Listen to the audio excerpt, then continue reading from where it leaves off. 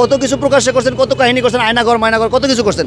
সেটা যদি প্রকাশ্য হইতে পারে তাহলে আপনার হত্যা তো প্রকাশ্যেই করা উচিত, ফাঁসি তো প্রকাশ্যেই হওয়া উচিত, আর ফাঁসি প্রকাশ্যেই হয়। জাতীয় প্রেস ক্লাবের ঠিক সামনে একটি ফাঁসির মঞ্চ প্রস্তুত করা হয়েছে এবং এখানে লেখা রয়েছে, গত 16 বছরে লাখো মায়ের কোল খালি করা এই নিকৃষ্ট রক্ত পিশাচু খুনি ও তাদের নির্দেশদাতাদের নিঃশর্তে ফাঁসি চাই। এই একটা দেশের শত শত মানুষ, হাজার হাজার মানুষ মারা ফেলেছে প্রকাশ্যে, এবং সেটাও মানে যারা বুঝে না বা তাদের বুঝ হয় নাই, যারা ঠিকমতো বুঝে উঠতে পারে না, দুনিয়ার রং তামাশাই দেখতে পারে না, তাদেরকে আপনি প্রকাশ্যে গুলি করে 10 ফিট 20 ফিট দূরে থেকে মেরে ফেলাইছেন।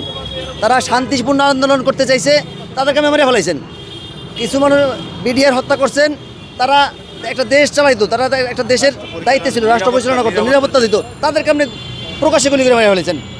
আবার কি তাদেরকে অনেক ধরনের বলছেন যে আপনার কাছে ক্ষমা করে দেবো কইয়া তাদের ভিতরে ঢুকে তাদেরকে আবার মেরে ফেলাইছেন। কত ধরনের কত কাহিনী করছেন, কত কিছু প্রকাশ্য করছেন, কত কাহিনী করছেন, আয়নাঘর মায়নাঘর কত কিছু করছেন। সেটা যদি প্রকাশ্য হইতে পারে তাহলে আপনার হত্যা তো প্রকাশ্যেই করা উচিত, ফাঁসি তো প্রকাশ্যেই হওয়া উচিত, আর ফাঁসি প্রকাশ্যেই হয়। ফাঁসি কীভাবে হয়? ফাঁসি তো বিভিন্ন মানুষের অন্তত কিছু লোকজন তো সামনে থাকে যারা ফাঁসি দেয়, সরকারি লোকজন থাকুক আর যাই থাকুক, প্রকাশ্যেই তো থাকে।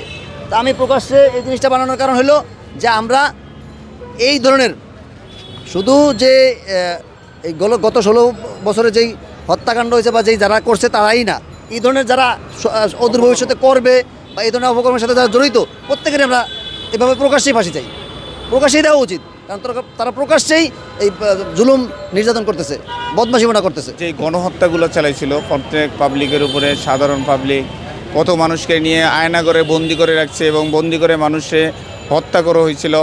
তাদের আর পরিবারের আহাজারি দেখে আমাদের নিজের থেকে আমরা একটা প্রতিবাদ স্বরূপ আমাদের এটা আয়োজন করা হবে। প্রকাশ্যে ফাঁসি করা হলে একজনের জন্য 10 জন ভালো, 100 জন ভালো হয়ে যাবে।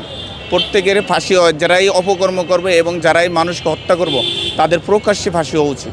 কি বলতেছেন আপনি? আবু সাইদের আপনি পুলিশে গুল্লি করে মারছে, এটা আপনারাই তো নিজেরাই দেখছেন। আপনারা নিজেদের ফুটেজের কারণে দেশবাসী, পুরো বাংলাদেশ সকল মানুষ, বহির্বিশ্বে সকলে দেখছে কিভাবে মানুষকে পাখির মতো গুল্লি করে। একটা ছেলে, নিরীহ ছেলে দাঁড়াইছে, বুক পেতে দিছে, তাকেও কী করে গুল্লি করছে।